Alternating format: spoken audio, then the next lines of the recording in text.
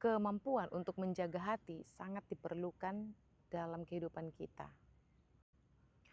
Karena kemampuan ini akan menentukan, apa responmu ketika menghadapi banyak hal. Nah, teman-teman, ada beberapa, chat yang masuk yang saya belum jawab, itu tentang mimpi karena itu perlu didoakan. Dan seperti ini teman-teman ya, ini berdasarkan juga apa yang saya alamin ya. Jadi ketika kita punya mimpi, tapi kita tidak bisa mengendalikan hati kita, karena sekali lagi, jika kamu mengimani hal-hal yang negatif, maka hal itu akan datang kepadamu. Ini benar-benar pengalaman saya, dan ketika kamu mengimani hal yang negatif, kamu berharap, seolah kamu berharap itu terjadi melalui mimpi itu.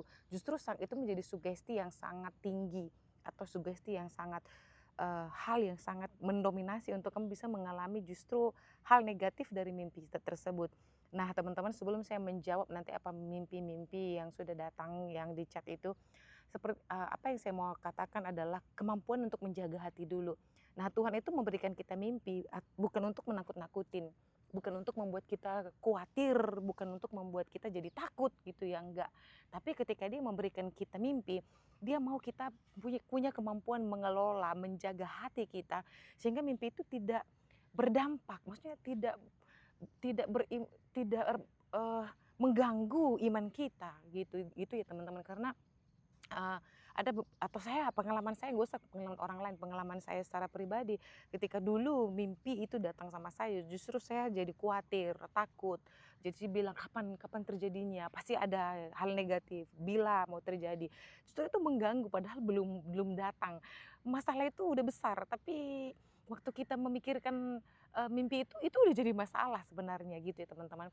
Nah, sekali lagi, sebelum, kita atau ketika kita dikasih Tuhan mimpi, sekali lagi itu bukan menakut-nakutin, bukan untuk membuat kita khawatir, bukan untuk menambah beban, tapi itu menjadi sebuah peringatan, tapi bersama Tuhan kamu punya jalan keluar. Atau mungkin itu nggak bisa dihindarin, tapi Tuhan udah kasih tahu secara pribadi bahwa itu akan terjadi, dan saya percaya bahwa segala satu tidak, melebihi kekuatan kita, kayak gitu teman-teman ya.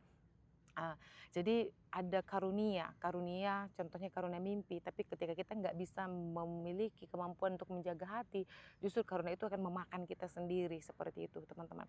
Jadi, pastikan di semua kita, tapi kemampuan itu bukan berarti kita tidak bisa sakit hati, bisa, tetapi dengan cepat, dengan mungkin waktu yang, cepat gitu ya, bisa memulihkan kembali hati dan pikiran kita.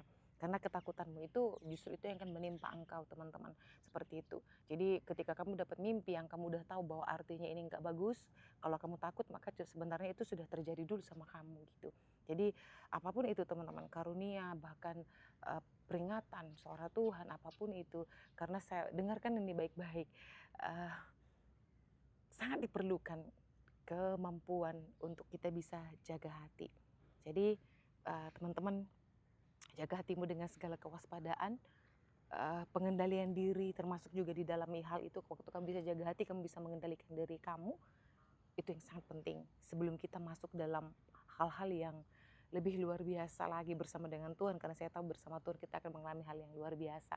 Oke teman-teman, jaga hati, jaga hati, jaga hati. God bless.